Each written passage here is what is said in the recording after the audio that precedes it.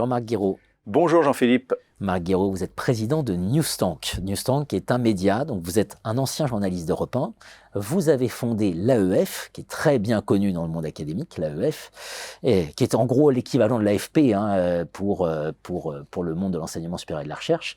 Puis en 2012, vous avez créé Newstank avec beaucoup de Newstank aujourd'hui. Enseignement supérieur et recherche, mais aussi sport, mais aussi agriculture, culture, etc., etc.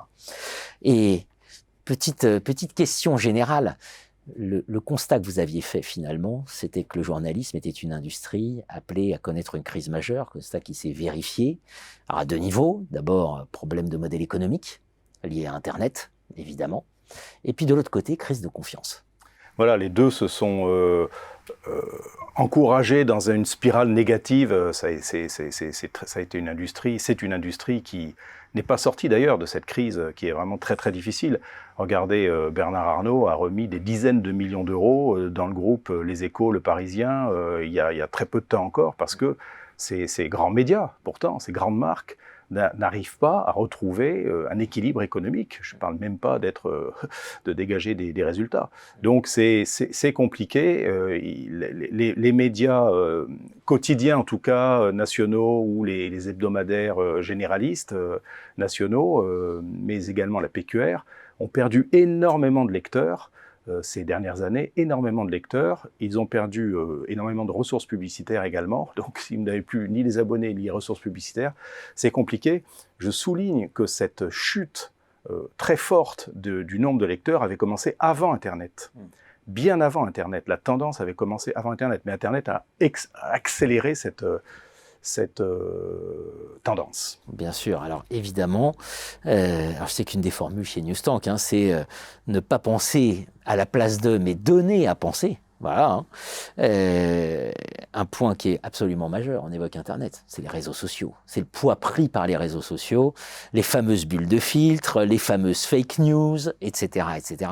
Comment aujourd'hui on s'en saisit quand on dirige un média comme vous? C'est la fameuse virtualisation du monde qui est magnifiquement bien décrite par la philosophe Géraldine Mühlmann dans son dernier essai que je vous recommande parce qu'il est vraiment puissant et très éclairant, qui s'appelle « Pour les faits ». Et c'est une spécialiste des médias, de l'histoire du journalisme. Elle a publié plusieurs ouvrages de référence sur le sujet. Et là, elle s'attaque à ce sujet et pour résumer vraiment très très brièvement cet essai qui est vraiment très intéressant, elle suggère que le journalisme devrait revenir à l'étude, enfin à la recherche et à la qualification des faits, et non pas s'engouffrer, comme c'est le cas depuis plusieurs années, dans le débat ou dans ce que j'appelle moi aussi les entourloupes sémantiques, c'est-à-dire la manipulation des faits au profit de l'idée, de l'idéologie politique ou autre du journaliste ou du média.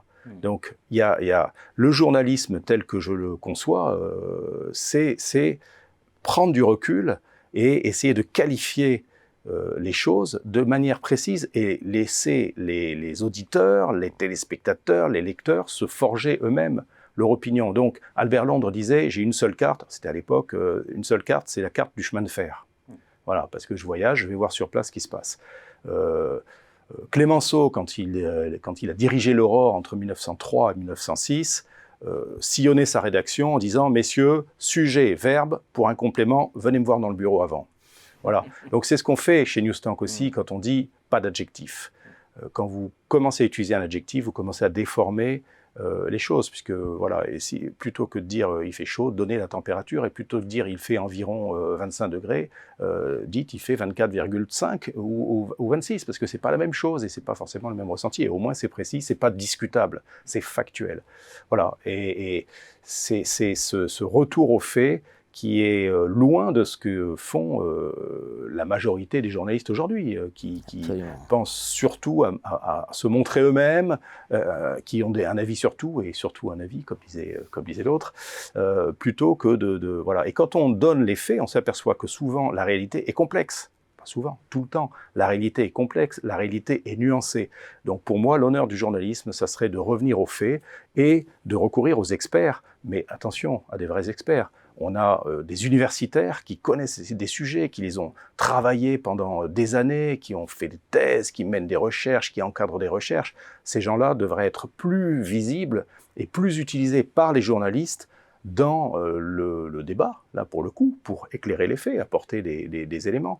Voilà ce que je pense du journalisme. Et également, un point très important, c'est la formation. La formation des journalistes n'insiste pas assez aujourd'hui sur la vérification des faits.